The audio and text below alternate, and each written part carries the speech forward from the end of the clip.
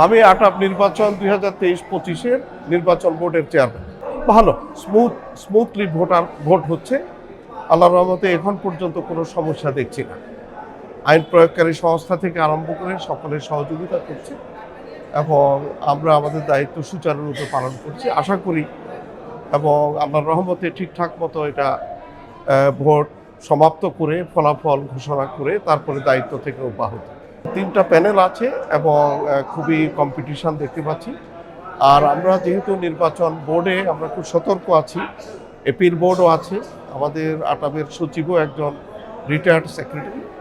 আমরা তো আপ্রাণ চেষ্টা করছি স্বচ্ছ সুন্দরভাবে ভোটটা যেন সমাপ্ত হয়।